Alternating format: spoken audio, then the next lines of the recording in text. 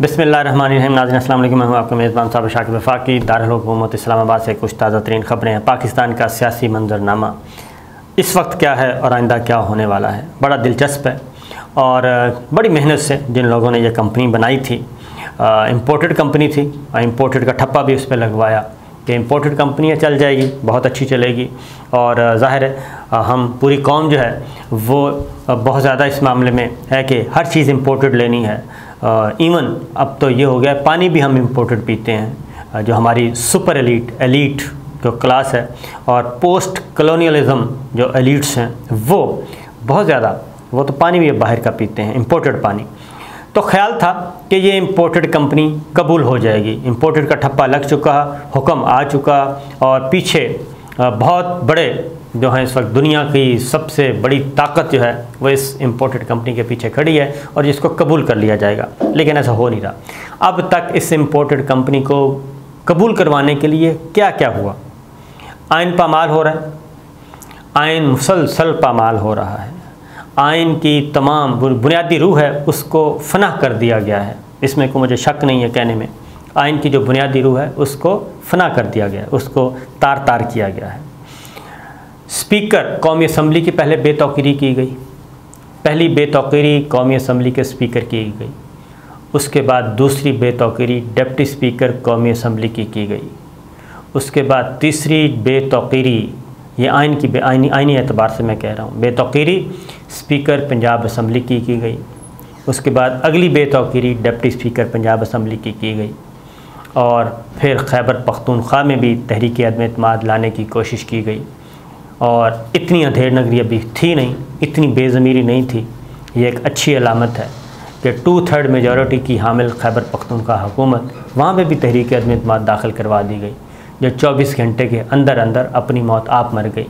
क्योंकि इनका ख्याल था, क्योंकि इम्पोर्टेड का ठप्पा लगा हुआ है कंपनी पे जो नई रजिस्टर्ड हुई है, और ख़्याल ये था कि जैसे ही इम्पोर्टेड का ठप्पा है तो समझेंगे दुनिया बदल गई और 2/3 मेजॉरिटी की खैबर पख्तूनख्वा की 2/3 मेजॉरिटी बेज़मीर हो जाएगी। ऐसा नहीं हुआ, 24 घंटे के अंदर मर गई।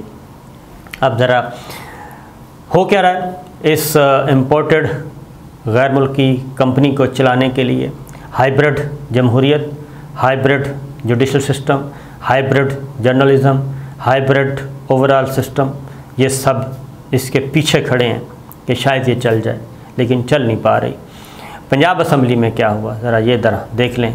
वज़ीर आला पंजाब का इंतखाब था और स्पीकर पंजाब असम्बली चौधरी परवेज़ इलाही साहब वो उसको लेकर चल रहे थे। पहले तो उनके ख़िलाफ़, क्योंकि वो वज़ीर आला के उम्मीदवार भी थे, उनके ख़िलाफ़ पहले तहरीक एतमाद लाई गई और उसके बाद फिर डिप्टी स्पीकर लाए गए। डिप्टी स्पीकर के बारे में पता चला ये दूसरी पार्टी से मिल गए हैं, उनके ख़िलाफ़ तहरीक एतमाद जमा करवाई गई। मामला लाहौर हाई कोर्ट में पहुंचा और लाहौर हाई कोर्ट ने हुक्म दे दिया, आर्टिकल 69 को एक साइड पे रखा और अगेन इंक्रोचमेंट हुई और इंक्रोचमेंट होते होते मामला यहाँ तक। कौमी असम्बली में तो मामला फिर भी पुरअमन रहा और यहाँ पे न डंडा चला न सोटा चला और कुछ भी नहीं हुआ, क्योंकि पुरअमन तरीके से ये सब काम करवाना चाह रहे थे। यहाँ पे तो सिर्फ जो है हाँ अलबत्ता खौफ व हरास बहुत था। स्पीकर कौमी असम्बली असद कैसर साहब जो कि साबिक हैं, अगर वो इस वक्त वो बैठे हैं बेचारे खामोशी से जाके अपने सवाबी में, और उनको पार्टी के अंदर भी सख्त मज़ाहमत का सामना है और करना भी पड़ेगा, क्योंकि उन्होंने कमज़ोरी दिखाई और काफ़ी कमज़ोरी दिखाई। अगर असद कैसर साहब किसी वक्त अपनी ज़ुबान खोल दें और अपनी आप बीती बयान करें, ज़्यादा नहीं, लंबी नहीं, यही कोई 24-36 घंटे की अगर आप बीती वो अपनी बयान कर दें, तो मेरा ख़्याल है कि उनको कर देनी चाहिए। इससे उनका बोझ भी हल्का होगा, उनके मन का बोझ भी हल्का होगा, उनके ज़मीर को भी थोड़ा सा सुकून मिलेगा। और उसको चाहिए कि फ़ौरी तौर पे अपनी पार्टी लीडरशिप को ज़रूर बता दें कि 24-36 घंटों की पूरी रोदात। वहाँ तक मामला रहा। फिर इस्लामाबाद हाई कोर्ट में मामला गया कौमी असम्बली का, पहले सुप्रीम कोर्ट में गया और पहले कभी इसकी मिसाल नहीं मिलती। वो सारी चीज़ें हमारे सामने हैं, रिपीट करने की ज़रूरत नहीं है। इस्लामाबाद हाई कोर्ट को भी वहाँ पे भी दरवाज़ा खटखटाया गया कौमी असम्बली के बारे में। तो राजा परवेज़ अशरफ साहब का इंतखाब हुआ यकतरफ़ा तौर पे, और 4 मेंबर्स के साथ उन्होंने असम्बली इजलास की सदारत की, यानी कि स्पीकरशिप की नशस्त पे। और तस्वीर भी हम आपको दिखा देंगे, जो कि तस्वीर इस वक्त मौजूद है रिकॉर्ड पे। तो ये सिस्टम है पंजाब असम्बली में वज़ीर आला का। अच्छा, अब ये बात ज़हन में रखिए, पंजाब असम्बली में खैर ये लड़ाई कहाँ से शुरू हुई ये भी बताता हूँ। पंजाब असम्बली में क्या हुआ, पंजाब असम्बली में वज़ीर आला का इंतखाब होता है और उसमें भी लाहौर हाई कोर्ट को आना पड़ा। इंतखाब शुरू होता है लोटा क्रेसी, लोटे के ख़िलाफ़। बुनियादी बात क्या है, लोटा क्या है, फ्लोर क्रॉसिंग, क्योंकि ये लड़ाई फसाद शुरू ही उन्हीं की बेस पे हुआ। लोटों की ही ताकत से ये सारा के सारा जो इम्पोर्टेड कंपनी है उनको सहारा मिलना था, कौमी असम्बली में भी, पंजाब असम्बली में भी। और इमरान खान साहब ने, जो अभी भी इमरान खान के बारे में मैं फिर बता रहा हूँ कि उन्होंने जब से तहरीक अदम एतमाद आई है, एक दफ़ा भी किसी इदारे को कोई ललकारा नहीं, धमकी नहीं दी, ना जुडिशरी को, ना फ़ौज पाकिस्तान को, किसी को उन्होंने नहीं कहा, ना ISI को बुरा भला कहा, ना आर्मी चीफ़ को बुरा भला कहा, बल्कि आखिरी वक्त तक उनसे मुलाकात करते रहे, राब्ते में रहे और उनकी मजबूरियों को उन्होंने दुरुस्त समझ के आगे बढ़ने की कोशिश की। और सुप्रीम कोर्ट का दरवाज़ा खटखटाया उन्होंने लोटा क्रेसी के लिए। 63A उन्होंने कहा हमारी रहनुमाई करें, हमारी मेहरबानी करें। उन लोटों को वोट डालने से रोकने के लिए जब स्पीकर ने स्टेप लेना चाहा तो उनको भी रोक दिया गया, और वो अदालत उनको भी रोक दिया गया कि नहीं, लोटा हो, गंदा हो, चंगा हो, मंदा हो, सब वोट डालेंगे। फिर वो जो हुक्म आया उसके बाद तो वो तो सुप्रीम कोर्ट की तरफ देख रहे थे कि जनाब ये हमारी मेहरबानी करें, हमारा सिस्टम सारे का सारा आलूदा हो चुका है। उसकी वजह इलेक्शन कमीशन ऑफ पाकिस्तान तो कुछ करने के लिए तैयार नहीं। सेनेट के इलेक्शन में सारी वीडियोज़ आ गई, ऑडियोज़ आ गई, सब कुछ आ गया, लेन देन हो रहा है, कोई वो क्या कहते हैं, कानों पे जूं तक नहीं देंगी, वो सारी चीज़ें हैं। जब वो सिस्टम से इंसाफ मांग रहा है, इमरान खान ने सिस्टम से इंसाफ मांगा। यही काम पंजाब में मुनहरिफ अरकान के बारे में सिस्टम से इंसाफ मांगा जा रहा है। और इस सारी इम्पोर्टेड कंपनी को कामयाब कराने के लिए कौन से आए जी, सारे के सारे ये मुनहरिफ अरकान, तरीन ग्रुप, अलीम ग्रुप, जिना ग्रुप, फ़लाँ ग्रुप, वही अंदर से आए। ये पूरा का पूरा सिस्टम यरगमाल। तो लाहौर हाई कोर्ट में भी यही दरख्वास्त की गई, सुप्रीम कोर्ट में भी यही दरख्वास्त की, इस्लामाबाद हाई कोर्ट में, आला अदलिया के दरवाज़े खटखटाए गए, लेकिन किसी ने इस पे तवज्जो नहीं दी। और अब जो इमरान खान साहब का जो गवर्नमेंट का साबका गवर्नमेंट का जो था रेफरेंस, वो वहीं पड़ा है। अब नई दरख्वास्त जो बाबर अवान साहब के ज़रिए दायर की गई है, अब वो लगी है कि लाइफ टाइम नाअहली। तो इमरान खान साहब अपने लिए कुछ नहीं मांग रहे, वो तो सिस्टम के लिए मांग रहे थे। जब चेयरमैन सेनेट का इलेक्शन होना था तब भी उन्होंने खटखटाया था दरवाज़ा अदालत का कि इसको शो ऑफ हैंड के ज़रिए चेयरमैन सेनेट का इलेक्शन करवाते हैं ताकि ये लोटा क्रेसी ख़त्म हो। उस वक्त भी उनकी बात नहीं मानी गई और उसमें भी अपोजिशन का फ़ायदा था शो ऑफ हैंड के ज़रिए, लेकिन नहीं माना गया। आला अदलिया ने ये बातें नहीं मानी और फिर अब वही चंद लोटे हैं जिन्होंने सारा काम किया। पंजाब असम्बली में क्या हुआ, चौधरी परवेज़ इलाही साहब इलेक्शन होता है, पहले तो लोटा क्रेसी शुरू हो जाती है, लोटे फेंके गए, इजलास मुलतवी हुआ। उसके बाद ये पहली दफ़ा हुआ कि इंसदाद दहशतगर्दी फ़ोर्स जो है वो पंजाब असम्बली में दाखिल होती है ईवान में, और वो अरकान को उठाती है। और फिर चौधरी परवेज़ इलाही जो कि स्पीकर भी हैं, वज़ीर आला के उम्मीदवार हैं, उनकी पिटाई की जाती है, उन पर तशद्दुद का निशाना, उनको तशद्दुद का निशाना बनाया जाता है, उनकी हड्डी पसली तोड़ने की कोशिश की जाती है और बकौल उनके बाजू टूटा हुआ है उनका, उनके जो सेक्रेटरी है उनकी दुर्गत बनाई गई, अरकान को मारा गया। और जो IG हैं वो ख़ुद पहुंच गए पंजाब असम्बली में। तो ये समझ नहीं आ रहा, और इतना कुछ तस्वीरें आप वीडियोस देख रहे हैं, मार धाड़ तशद्दुद ये वो।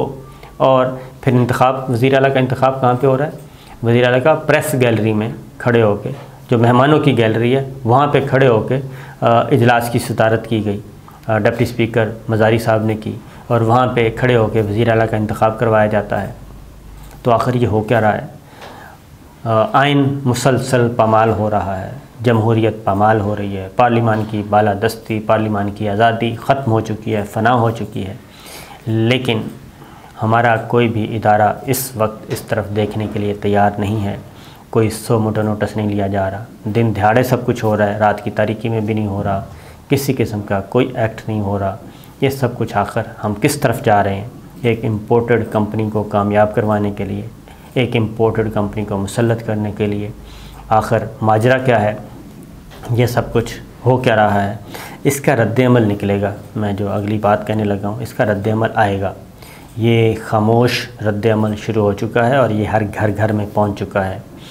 आप लोगों के साथ बहुत बड़ा हैंड हुआ है। आप लोगों के साथ दानिस्ता नादानिस्ता जाने अनजाने में बहुत बड़ा हैंड हुआ है।